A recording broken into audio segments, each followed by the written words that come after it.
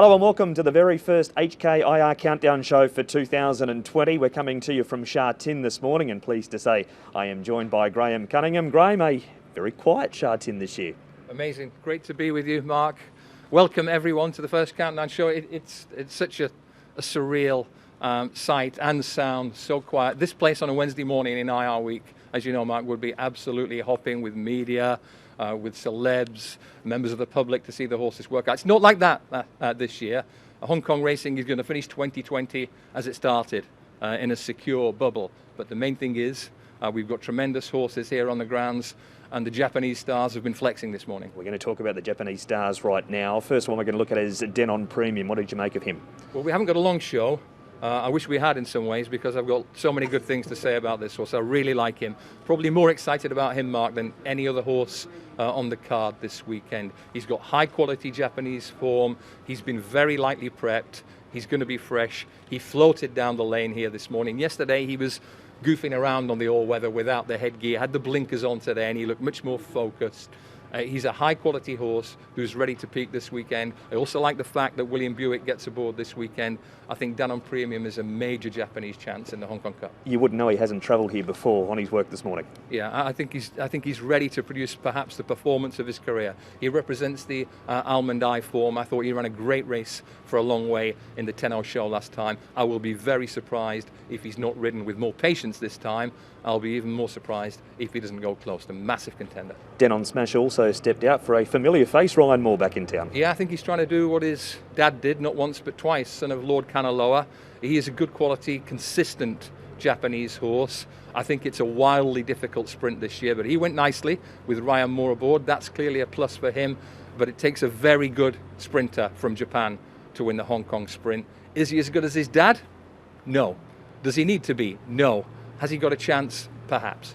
Normcore, also on the turf. What did you make of the performance? Yeah, she's got fences to mend because she ran badly, and I don't know why last time in the QE2. She ran really well when she came here last year for fourth in the Hong Kong Mile. Up in distance shouldn't be a problem. I saw her closely this morning. She got a love tap to keep her about her business coming up the straight. I think only an absolute career best will do for her this weekend. And Admire Mars, the reigning mile winner, got a little shake up at the furlong but responded nicely. Yeah, incredibly solid, I think. He's going to have Sumion on board for the first time since he won this race last year. He's a year older, a little bit stronger. I thought he looked in great shape. The mile is perhaps the most tantalising race of the weekend. But I think whatever beats him will win. I think he's bound to run at least up to the level of last year, and that puts him in as a main player. Tower of London and Winbright just had a quieter morning on the all-weather. 6 Japanese here this year.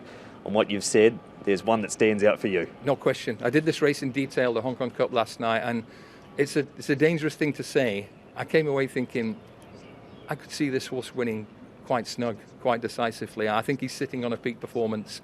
Looking forward to Denon Premium this weekend. Premium content, Mark.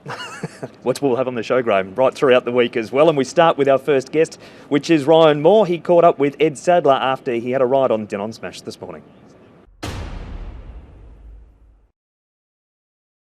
Welcome to Sha Tin on this Wednesday morning of Longines Hong Kong International Races Week. Here is the latest news, and we saw Denon Premium and Denon Smash work on the turf this morning. Denon Smash will of course line up in the Hong Kong Sprint on Sunday, where he'll be ridden by Ryan Moore. Yeah, look, it was nothing over strenuous, but he's been here before, and it was just getting a feel of him today. Yeah, he seems well. You know, he's plenty of form in the book, and look, it's always hard to beat the Hong Kong horses in the sprint, and obviously this year there's Classic Legend who looks, you know, he looked exceptional in Australia.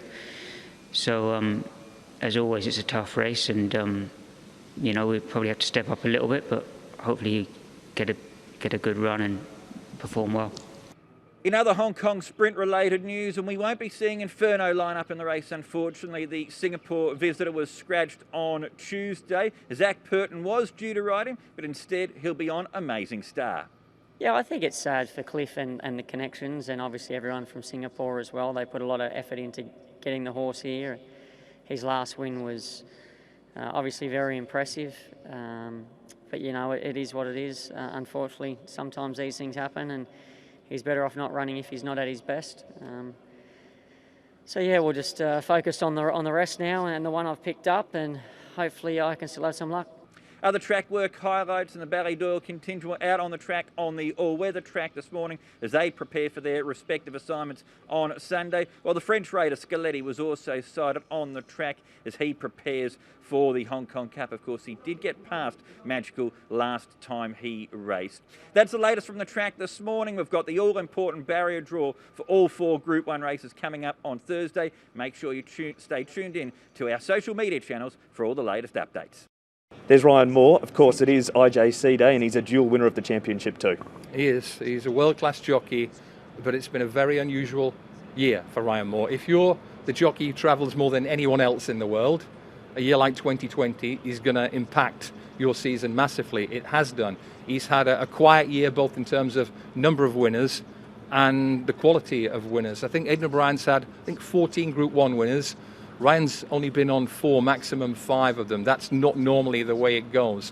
But he's got tremendous chances this weekend, and we know how good Ryan Moore is, and we know how good the likes of Magical, Mogul, those are the key horses for him this weekend. Mogul is particularly interesting because Aidan O'Brien has always raved about this horse, and I sense that Ryan's pretty keen on him too. It's a perfect segue, Graham, into a chat with Aidan O'Brien. We sent a Jockey Club crew to his home, and here's a little insight into Aidan O'Brien at home about Mogul.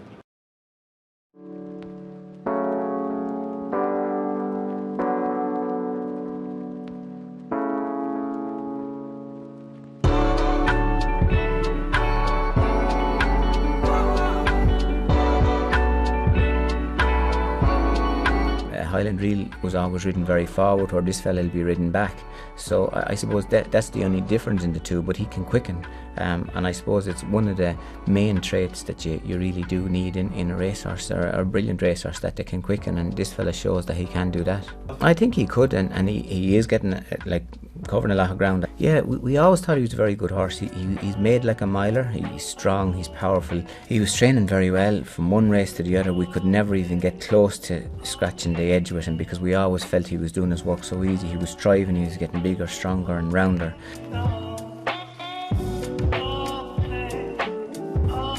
We went to France and we had other horses in the race, and we knew it was going to be a solidly run race, and we said to Pierre, listen, just put him asleep, take your time and produce him late. Obviously Pierre gave him a brilliant ride, and it became very apparent very halfway through the race what was going to happen. Like, he was getting stronger and stronger, and Pierre weaved him through, and when he asked him, he quickened immediately, and it was the first time we saw what he could do.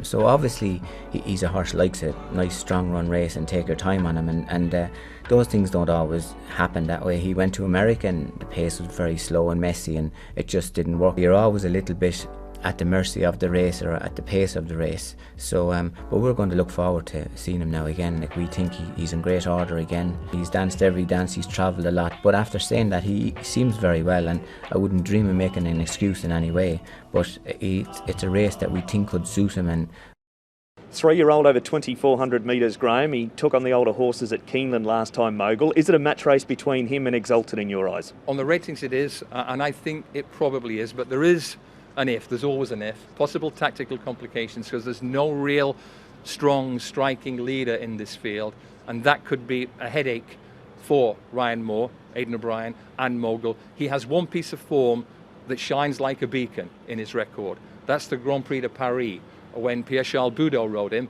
but more importantly, he got a savage gallop to run at, and he absolutely blossomed that day. Aidan advised Pierre-Charles to try and produce him late, that he had a really good turn of foot. Strongly run races help that type of horse, and he whizzed clear of a horse called In Swoop, who went on to run second in the Arc. The form is very solid. He went to America and he got ambushed in a very slowly run race, dropped out in rear, never able to land a significant blow.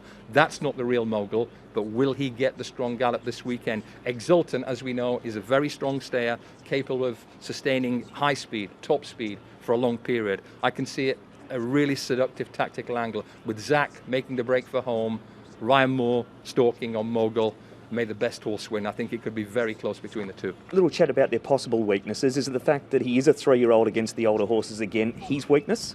Wait till you see him physically. Yep. You won't be too worried about his physical makeup then. He is a bull of a Galileo colt. He's a gorgeous looking horse, very strong. He'll be getting a little bit of weight from the older horses. Aidan O'Brien has waxed lyrical about this horse all year. He said, we've never been able to scratch the edge of what he can do. And that's perhaps because he needs a certain set of circumstances. In a smaller than normal Vase field, he's not likely to get a very, very strong gallop. But even so, Mogul is definitely, he has to be high on anyone's shortlist. The horse of the year against Mogul in the Hong Kong Vase. May the best horse win. I think it could be very tight. Has he just lost a little bit of that killer instinct, Exultant at his first 2 starts back behind Furore, or is it a case of is he a year older now, he might have just taken a little bit longer to come up? He should be at his peak now, age 6. I think you touch on a fair point there. That hasn't been quite that hitting the line as vigorously as he normally does, but I'm not going to hold that against him. Tony Cruz is mustard at priming his really good horses for the big day. So he's always been somewhat underrated, Exultant, in the shadow of Beauty Generation for a while, now Golden 60. He'll be primed to rock and roll, and the key moment will come maybe 400 metres out. Zach's going to have to say, let's go, at some point on Exultant. I think Ryan Moore will be stalking him, and it's the first race, I think, of the 4 Group 1s this weekend. It should get us off to a great start. Graham, you're going to join us right throughout the week with all of the countdown shows up until the eve of HKIR. Yeah, right through to Saturday. We've got some tremendous guests lined up. There's a bit of flex involved, a little bit of ducking and diving, but I think we're going to have William Buick via Zoom tomorrow. Scaletti's trainer, Jérôme Renier, up-and-coming French force.